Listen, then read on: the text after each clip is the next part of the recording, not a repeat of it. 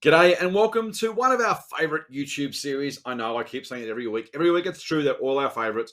But we at the Motley Fool, particularly the investing team, really like our favourite investing books because we're investing nerds at heart, and the chance to, well, read a little bit, talk a little bit, share a little bit about some of the great stuff we've read, we've seen, and we think you would benefit from as well is pretty close to our hearts. This week, I've got analyst extraordinaire, Chris Copley. How are you, mate? I'm very good, thank you, Scott. Do you like that? I want that on your business card next time, mate. Analyst. Do you even have a business card? You're not old enough to have business cards, are you? No, and I haven't really been out of the office very much. We don't really do it that way very much anymore. So there is that too. No business cards would be pretty useful. I have still got the very first box of business cards I got from the Motley Fool when I joined 11 years ago. And have not needed to replace them, nor have I got through them yet. So, yeah, exactly. Business cards might be like Christmas cards, I think, one of those things. Hey, we've started with a tangent. Let's get back to what we're here for. That is to talk about our favourite investing books. This week, you've bought a relatively new one by a relatively lesser-known author, but a book you really like. The book, of course, is Shareplicity by Danielle Ukuye. I think we're saying we hope her surname is pronounced. Mate, tell me exactly. Shareplicity, okay, it shares. I'm guessing the plicity is simplicity bit, but I haven't read the book. I might be wrong. What is it about? No, that's right. Yeah, it's a book designed more for beginner investors. So unlike many other investing books which you read, which are a bit more focused on a particular topic. So it might tell you how to invest in a particular way or follow a particular approach.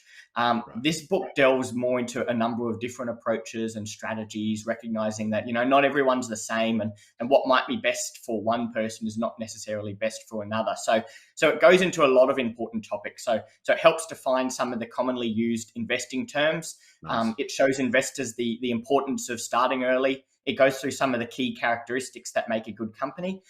It teaches some of the basic valuation principles, and it even shows how our own biases can get in the way. So lots of the basics that are important for the early investor. And not everyone necessarily either wants to spend much time picking their own stock. So it does also detail out other strategies such as using ETFs.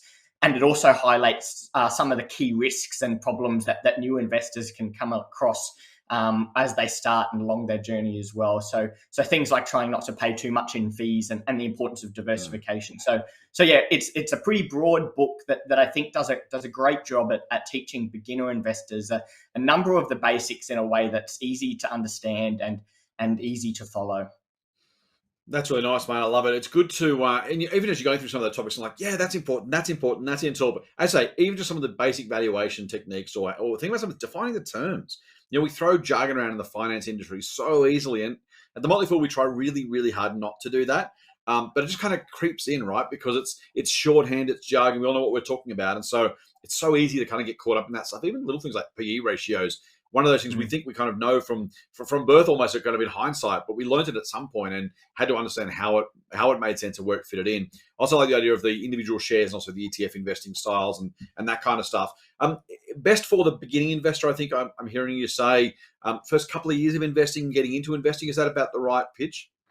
Yeah, that's right, Scott. And the reason why I read it and was going out trying to find books really for the early beginners, I get a lot of friends and family who are interested in starting investing and looking for a good place to start. But I think that a trap that many fall into is the way that they ask is by simply asking the question, do you have any great stock picks or favorite companies to buy right now? And obviously, that's really, it's an important question, and it's definitely something that we love looking into and trying to help other investors to find, but the challenge is that investing requires a lot more than just getting the right stock tips. It requires people to generate the right habits to help make them more successful over time and over the longer term, I guess.